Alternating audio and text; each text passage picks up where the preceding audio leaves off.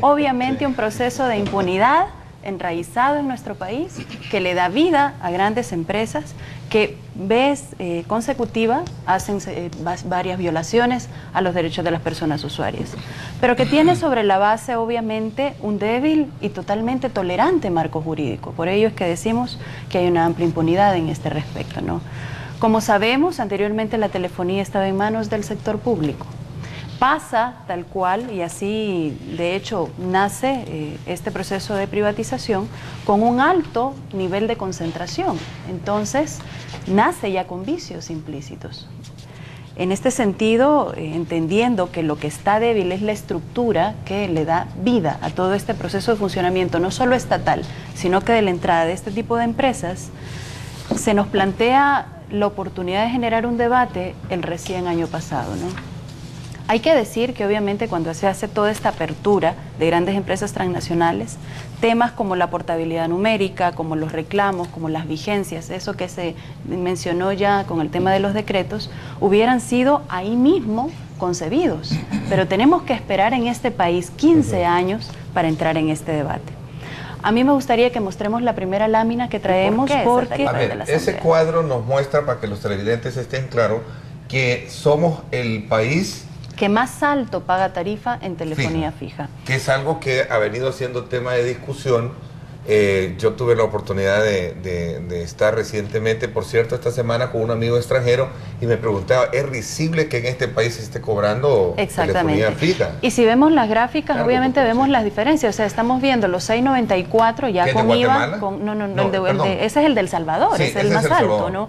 Entonces vemos los 6.94, que es la aplicación de los 6.14 más el IVA, y que obviamente aún con esa disminución sucedida en abril del recién año pasado, nos coloca siempre a la cabeza del cobro. Es decir, los usuarios de este país somos los que más alto pagamos por telefonía fija, ¿no? Ese es el problema a los hogares, pero resulta que es más grave la situación porque el cargo de acceso comercial no es 6.10, sino que lo están poniendo en 14.10 y no hay ninguna explicación técnica porque es la misma red. Y significa, por lo tanto, y fíjense que el total de líneas comerciales es de 604.520. Todas esas líneas están pagando 14.10 en lugar de 6.10, sin ninguna justificación, más que un negocio bien claro acordado entre las CIGET y las telefónicas. Y fundamentalmente aquí el negocio es para Telecom. Fíjense que... Doctor, solo para aclarar también, que hay una casa que está a la par, que paga esa cuota, y a la par está un negocio, gran negocio, y paga la misma cuota. Y acordémonos, cuando estamos hablando de 604.000 líneas telefónicas comerciales, que estamos hablando de la micro y la pequeña empresa, que nos están cobrando en exceso. En primer lugar, denotar nuevamente que hay una concentración específica, es decir, tenemos en este país, tal cual se dijo, prácticamente un monopolio, y eso es grave, la Constitución lo tiene prohibido. Entonces acá es donde nosotros decimos dónde están las instituciones del Estado que deben de garantizar el bienestar a la población. ¿La Superintendencia de Competencias en este caso? Claro que sí, podría ser, o el Sistema Nacional, o el Sistema Nacional de Protección a la Persona Consumidora. Yo creo que aquí podría sentar un precedente importantísimo con relación a la erogación de las familias salvadoreñas, ¿no?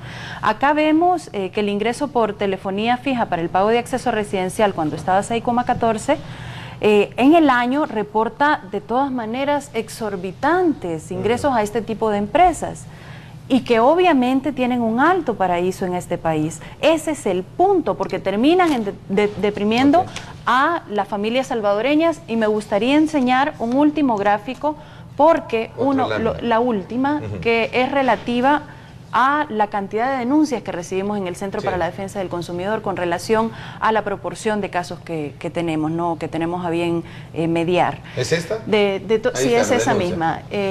Hay que comentar que en el rubro de empresas privadas es telefonía fija y móvil la segunda. Es decir, solo le antecede bancos y financieras. Obviamente tiene que ver no solo con la amplia tolerancia que tiene este marco institucional, sino que también con relación a que si no se corrige ello, obviamente la familia salvadoreña va a seguir no solo siendo violentada en sus derechos, sino que este país no va a salir del círculo de impunidad en el que se vemos ahí, según Cuestión que no es el papel de una superintendencia hacer lo que se les ocurra a las grandes empresas transnacionales, sino que precisamente lo contrario. La experiencia internacional muestra cómo en otros países grandes empresas con posición dominante en sus mercados han sido castigadas, digamos, por hacer estos abusos. En España mismo, empresas como la Telefónica, sí, hemos conocido de informaciones que no actúan a ese libre albedrío como aquí se los permite la CIGET. Sí. O sea, Vaya, por actúan, ejemplo, pero interviene el Estado, ¿no? Por lo menos. Claro. Es que esa ausencia la que realmente preocupa en este país. Y ese punto tuyo de la capacidad de manipulación del aparato político estatal no solo se da por el lado de la CIGET en esta. Pero en ese tiempo nos debería dar vergüenza sabiendo que todavía tenemos ese tipo de dominio sobre los... Es un hecho, pero no solo se da en el caso de las tarifas, que es ofensivo con Maviv, sino que también en el aspecto de los impuestos. Solo quiero decir un punto a lo que, para agregarle la gravedad del análisis que tú haces. Por ejemplo, la Telemóvil, en el 2008, que tuvo utilidades de 151 millones en este país, según los balances presentados en el registro de este país, tuvo únicamente un impuesto de una fiscalidad de 8%, o sea, por cada dólar solo pagó 8 centavos. Bueno, Telecom, por cada dólar que ganó, solo pagó 47 centavos, menos de un centavo, perdón, de impuesto. Y ahí vemos el abuso fiscal.